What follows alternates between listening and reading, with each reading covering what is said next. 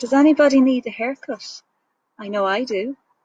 And today's story is about a king who got his hair cut once a year. And in the beginning, it was a great honour to be asked to come and to cut the king's hair. The problem was that any barber who went to cut the king's hair was never seen or heard from again. Soon, the people of the town became wise to this pattern, and after 1, 2, 3, 4, 5, 6 years, no barber was volunteering to go to cut the king's hair. The king wanted his hair cut, so he sent down a message to all the people of the town. You must gather in the town square, barbers, and you must draw lots. He who draws the shortest lot will come and cut my hair. If he refuses, he shall be put to death. So all the barbers of the town gathered in the square, and I think it is fair to say they were all very, very nervous as they began to draw lots. The shortest lot was drawn by a young man by the name of Tig, not yet 19 years old. Tig's mother was distraught, and she ran up to the palace, and she banged on the door, and she kept knocking on the door until the king answered. Please, send my son back to me. I am a widow, and he is all that I have. The king said, You shall get your son home safe. The widow went back down to her house, passing her son Tig on the way as he went nervously up towards the palace door to cut the king's hair. He knocked on the door, which was opened, and a servant brought him up to the king, who was sitting on a throne with a very big hood over his head. Tig took his position behind the king's throne, took out his scissors, and got ready to do his job. His hand was shaking just a little bit, and the king took down the hood, and to Tig's amazement, the king had big, hairy horse's ears. Tig gasped, but he said nothing. The king turned to him and said, If you speak of this to any living creature with a tongue, you and your mother will be put to death. Do you understand? Tig nodded, took out his scissors and cut the king's hair, taking real care not to nick his ears. When the job was done, Tig went quickly home, opened the door, and collapsed on the floor in front of his mother. His mother was shocked. Tig began to get worse, and soon he was in a terrible fever. Tig, what's wrong with you? Said his mother, but he couldn't speak.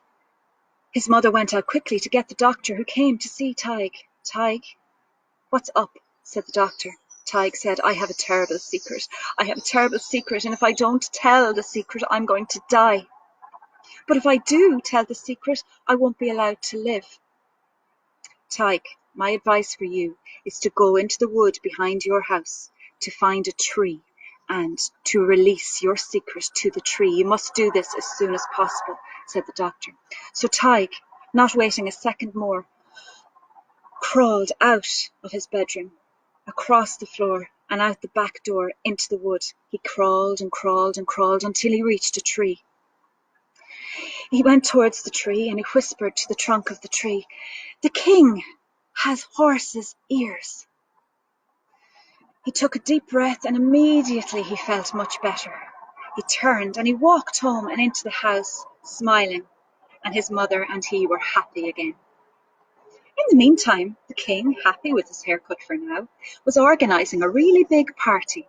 He had the best harpist in the land and he wanted to show off. So he invited all the kings and queens from all the provinces of Ireland to come to this party. Soon the night arrived and the palace was filled with people from all over the place, kings and queens and princesses, lords and ladies. People from all over the place gathered to hear the harpist.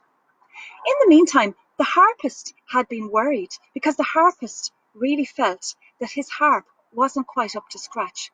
So before the party, he went into the woods to find a tree that he could make into a new harp. He went towards the first tree that he found, and he had it cut down and made into a harp. And this was the harp that sat next to the king on his right side, and the harpist sat there ready to play. Well, the harp played beautifully, such sad, melancholic music, so that people were brought to tears. Next, he played an uplifting song, a jig that everybody wanted to dance to. Now, there wasn't enough room in the hall. It was so full up with people that everybody started to sway. Next, he played a happy tune, and everybody started to laugh and to sing together. Wow, nobody was going to challenge this harpist. He was just too good, and his harp was just too perfect. Everybody sat happily as the harpist continued to strum. And the king said, "I want you to play one last tune." The harpist whispered to the king, "King, I fear there is magic in this harp. It's not me who's been playing these tunes, but the harp itself." "Oh, don't be silly," said the king. "I want you to show these people how wonderful we are, and I want you to play one last tune." Now, the harpist began to play. And unknown to him, this harp had been made from the same tree that Tig had spoken to not long before. And as the harpist began to play nervously, because he was aware of the magic of the harp, a great sound came out of the harp, and a voice from the harp said, "The king has horse's ears." Well, the king stood up, and he was in so much shock that he began to fall into a trance. And as he fell down to the ground to the sound of laughter, his hood fell back and his horse's ears were revealed.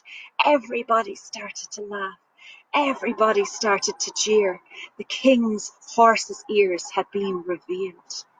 And as everybody left the hall and went down talking to each other of what they had just seen, the king was caught and he didn't know what to do.